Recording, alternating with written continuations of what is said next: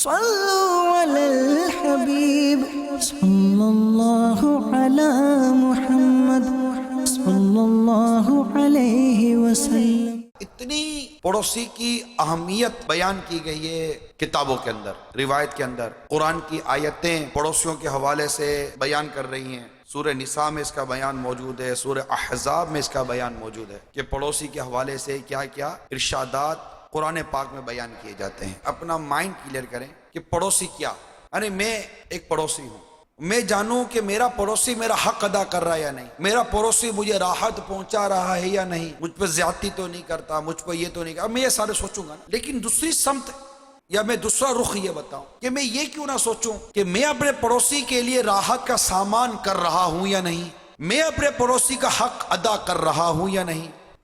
میرا پڑوسی یہ کیا اس نے باہر کھڑا کر دیا، غلط۔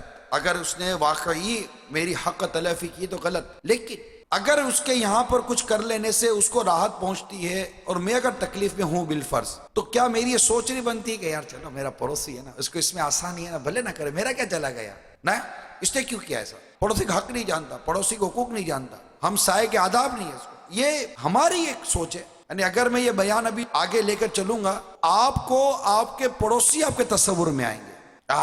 اس نے میرے پڑوسی کو پکڑا، اللہ کرے یہ سن رہا ہو، اللہ کرے یہ سن رہا ہو میرا پڑوسی، پتہ نہیں یہ مدنی چینلز کے چل رہا ہوگا نہیں چل رہا ہوگا، لائٹ چلی گئی ہوگی تو اس کو پتہ کیسے چلے گا کہ اس نے میرے ساتھ کیا کیا تھا؟ یوں مطلب کہ میں سوچ رہا ہوں گا اور میرے خیالات اور میرے تصورات میں میرا پڑوسی اور میرے پڑوسی کا جو آپریشن ہو رہا ہوگا وہ میرے تصورات میں ہوگا اور میں اندر بلیاں اچھل رہا ہوں گا۔ آج میرے پڑوسی کو پتہ چلے گا کہ کیا ہوا۔ آپ سوچو کہ آپ کے ساتھ کیا ہو رہا ہے، آپ کا پڑوسی اچھا ہے یا نہیں ہے، یہ بات کی بات ہے۔ ارے خود آپ اچھے پڑوسی ہو یا نہیں ہو، پہلے اس پر غور کریں۔ ہر شخص اپنے بارے میں سوچے کہ میں اچھا پڑوسی ہوں یا نہیں۔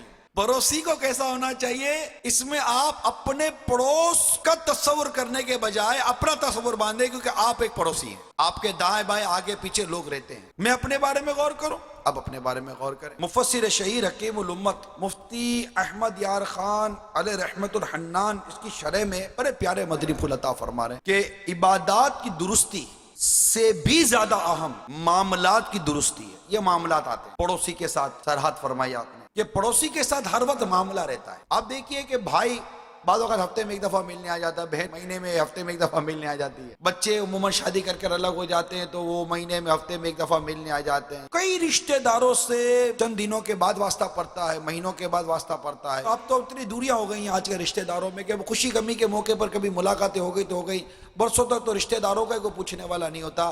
اللہ نے محفوظ فرمایا، عجیب و غریب کلچر ہو چکا ہے۔ مگر پڑوسی کا ایسا معاملہ ہے، کہہ سکتے ہیں کہ 3 ٹائم کھانا تو اس سے زیادہ ٹائم پڑوسی سے معاملہ ہے، ہر وقت ہر گھڑی پڑوسی کا معاملہ رہتا ہی ہے۔ 2 آدمی ایک ساتھ کام کرتے تھے آفس کے اندر، ان کے بچوں میں لڑائی ہو گئی، تو جب بچوں میں لڑائی ہوئی تو ایک بچے نے جا کے گھر میں شکایت کی، تو اس کے وہ عورت بات کرنے لگی پڑوسن سے، تو ان دونوں کی لڑائی ہو گئی۔ جب ان دونوں کی لڑائی ہو گئی، آدمی جب رات کو آتا ہے تو عورت کا تو ماتھے کا ٹینک بھرا ہوا، اس کو تو اپنا ٹینک خالی کرنا ہے، اس نے سارا اونڈیلا، پتا ہے کیا ہوا کیا ہوا، دیکھو اس نے یوں کیا، میں سمجھانے گئی تو یوں کہا، میں سمجھانے گئی تو یوں کہا، وہ جا کر وہ بات کر، میں بات کرتا ہوں، اور وہ غصے میں بات کرنے کے لیے گیا، ہاتھ میں کوئی چیز آئی، دونوں کی منہ ماری ہوئی، آدمیوں میں منہ ماری ہوئی ہے، تو اسے اٹھا کر اسے سر پہ دے مارا، تو وہ بھی کچھ کام کر رہا تھا، مزدوری کر رہا تھا گھر میں، کوئی تو اس نے بھی کوئی 2 چیز پکڑی، اس سے اٹھا کر اس کو مارا، دونوں نے ایک دوسرے کو زخمی کر دیا، دیکھتے دیکھتے دونوں مر گئے۔ کہتے ہیں کہ جب دونوں کے گھروں سے جنازے اٹھے تو ان دونوں کے بچے محلے میں باہر کھیل رہے تھے۔ ایسے مرد حضرات ہوتے ہیں جن میں تحمل، بردباری،